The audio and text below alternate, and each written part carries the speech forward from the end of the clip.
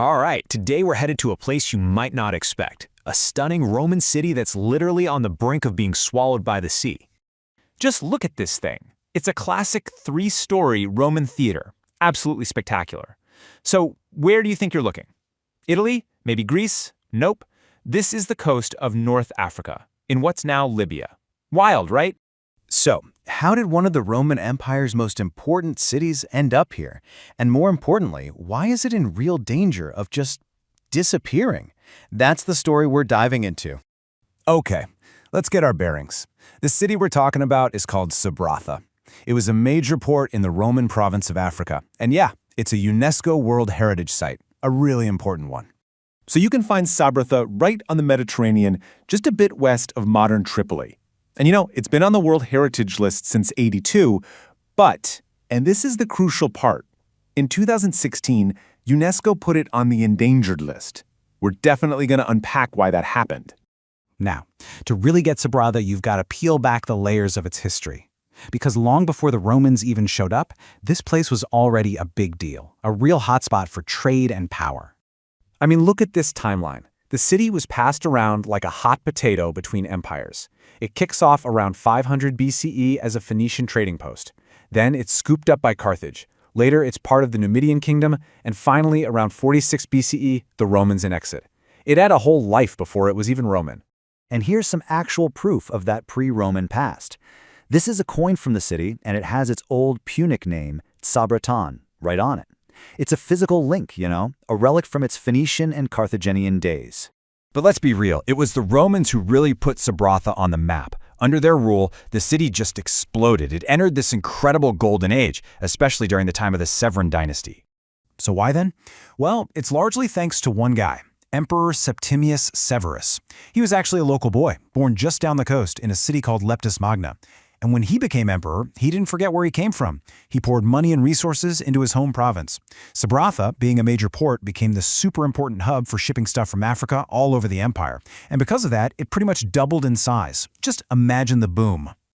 This map gives you a sense of the city's layout during that peak. You can see how packed it was, this dense grid of buildings right up against the water. So let's take a quick walk through and check out a couple of the highlights.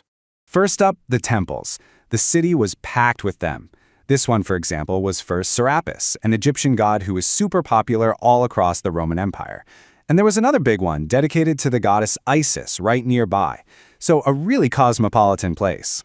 And of course, like any self-respecting Roman city, Sabratha had all the modern conveniences. I'm talking sophisticated public amenities. What you're looking at here are the remains of the public latrines next to the forum baths. It's just a wild testament to their engineering and how they thought about city life. Okay, so we've seen the glorious rise, but what goes up must come down. And for Sabratha, after centuries of just incredible prosperity, the fall was fast and it was hard. So, what on earth happened? Well, it wasn't just one thing. It was like a perfect storm of disasters. First, a massive earthquake in 365 CE just wrecks the place. Then, in the 5th century, the Vandals invade and take over. And the final nail in the coffin? Centuries later, trade routes just move. After the Muslim conquest of the Maghreb, Sabratha wasn't the place to be anymore. And the result was just total. The city didn't just fade away, it pretty much collapsed. In just 100 years or so, this booming metropolis went from a regional powerhouse to basically a small village. All that glory, just gone. So for hundreds of years, Sabratha was basically a ghost town, buried and forgotten. But now, let's jump to the modern era. Because when this city was rediscovered, it kicked off a brand new and really urgent fight for its survival. People started excavating here in the 1920s, and some pretty famous names got involved.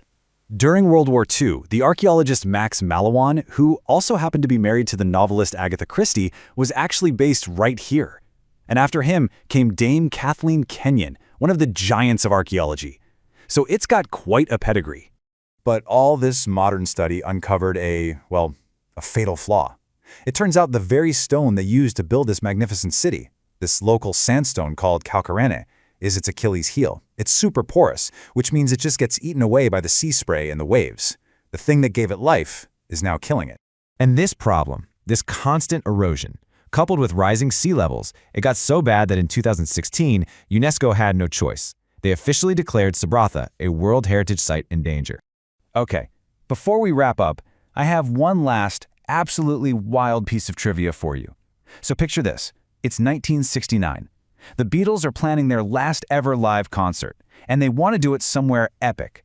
And as we saw in the movie Get Back, one of the locations they seriously considered was right here, in this Roman theater. Can you even imagine? Now, we all know they ended up playing on a rooftop in London, but just think about that for a second. This single spot on the Libyan coast has seen Phoenician traders, Roman emperors, and it almost hosted the Fab Four. It's a cross-section of 2,500 years of history, and now, the sea is slowly washing it all away. So the question is, if a place like that can be saved, shouldn't we?